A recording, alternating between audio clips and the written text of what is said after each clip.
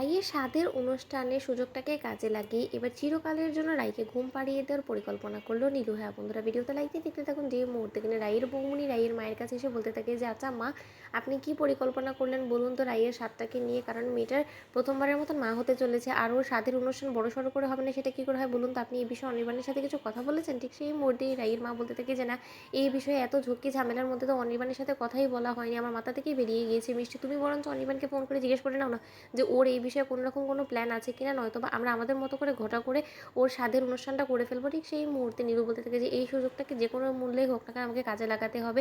রাই দিদিভাই, তোর স্বাদের দিনই হবে তোর শ্রাদ্ধের দিন, এবার তুই দেখ সেটাকে আমি কি করে তোর জন্য সেই দিনটাকে ভয়ানক এক দিনে পরিণত করি। অন্যদিকে যখন রাইয়ের বৌমনি বলতে থাকে যে মা, এর আগে বরঞ্চ আমি স্রোতের সাথে এই বিষয়টা কথা বলিনি। অন্যদিকে স্রোতকে ফোন করে যখন রাইয়ের বৌমনি বলতে থাকে যে স্রোত, খুব শীঘ্রই তো তুমি মাসিমণি হতে চলেছো, কিন্তু তার আগে তো কিছু দায়িত্ব কর্তব্য আছে, সেগুলো তো পালন করতে হবে, সেই খেয়াল আছে আদেও? ঠিক সেই মুহূর্তে স্রোত বলতে থাকে যে ঠিক কিসের কথা বলছো, কিছু তো আমি বুঝতে পারছি না বৌমনি, একটু খুলে বলো না, আমার বুঝতে সুবিধা হতো। ঠিক সেই মুহূর্তে রাইয়ের বৌমনি বলতে থাকে যে তাহলে বরঞ্চ তুমি আমাদের বাড়িতে আসো একদিন, তোমাকে খুলে বলছি। ঠিক সেই মুহূর্তে স্রোত যখন বিকেলবেলা বাড়িতে আসে, ঠিক সেই সময়ে রাইয়ের বৌমনি বলতে থাকে যে রাইয়ের তো প্রায় ডেলিভারি দিনক্ষণ ঘনিয়ে আসে, এর আগে ওর স্বাধীন অনুষ্ঠানটা আমাদেরকে করে ফেলতে হবে না, সেটার কথা ভুলে গেলে চলবে? ঠিক সেই মুহূর্তেই স্রোত বলতে থাকে যে দেখেছো তো, এই কথাটা আমার মাথা থেকে বেরিয়ে গিয়েছে জানো তো বৌমনি, সত্যিই তো রাই দিদিভাই প্রথমবারের মতন কনসিভ করেছে, এবং রাই দিদিভাই এত দিন এত চেষ্টা করার পর অবশেষে যখন মা হতে চলেছে, তাহলে এর আগে ওর স্বাধীন অনুষ্ঠানটা তো নিশ্চয়ই ধুমধাম করেই আমাদেরকে পালন করতে হবে, তাই না?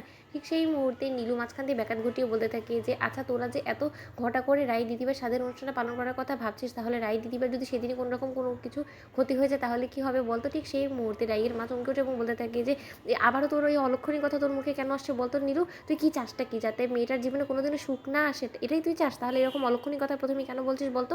ঠিক সেই মুহূর্তেই স্রোত বলতে থাকে যে কেন রে মিসদি ভাই, তোর কোনো মতে ওর সুখের দিনগুলো হজম হয় না তাই না? তার জন্য তুই ইচ্ছাকৃতভাবে সেদিন এমন কোনো কিছু ঘটানোর চেষ্টা করবি যাতে কিনা রাই দিদিভাই স্বাদের অনুষ্ঠানটা যাতে চিরতরে মাটি হয়ে যায়। তুই সে চেষ্টাই তো করবি, তুই যত পারিস চেষ্টা করে নে, কিন্তু আমিও তোকে বলে দিচ্ছি আমি থাকতে কোনো মতেই রাই দিদিভাই স্বাদের অনুষ্ঠানে তোকে কোনো রকম কোনো বিঘ্ন ঘটাতে অন্তত আমি দেবো না। ঠিক সেই মুহূর্তে রাইয়ের বৌমনি বলতে থাকে যে দেখো নীলু, তুমি যদি ওর সুখের দিনে সামিল না হতে চাও তাহলে না হবে, কিন্তু তাই বলে ওর সুখের দিনগুলোকে এরকম করে বিগড়ে দেওয়ার কোনো মতে কোনো চেষ্টা করো না। দোহাই তোমার, আমি তোমার কাছে হাত জোর করে অনুরোধ করছি, মেয়েটার এত বড় একটা দিনের মধ্যে ওকে আর কোনো রকম কোনো কিছু আঘাত দেওয়ার তুমি চেষ্টা করো না। অনেক কষ্টে কিন্তু ও নিজেকে গুছিয়ে অবশেষে সুখের মুখ দেখতে চলেছে, মেয়েটার কাছ থেকে এরকম করে সুখটা কেড়ে নিও না।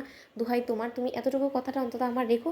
ঠিক সেই মুহূর্তে রাইয়ের মা বলতে থাকে যে ওর কথা ছাড়া তো ওকে বরঞ্চ আমরা সেদিন নিয়ে যাবো না। ঠিক সেই মুহূর্তে নীলু বলতে থাকে যে মা, তুমি আমাকে নিয়ে যাও না, না যাও তাতে আমার কোনো কিছু যায় আসে না, কিন্তু সেদিন বিঘ্ন তো অবশ্যই ঘটবে এবং সেটা তোমাদের চোখের সামনে, তখন আমি দেখবো যে সব কিছু চোখের সামনে দেখেও তোমরা কী করতে পারো। তো বন্ধুরা, লাইক কমেন্ট শেয়ার করে সাবস্ক্রাইব করতে ভুলো না।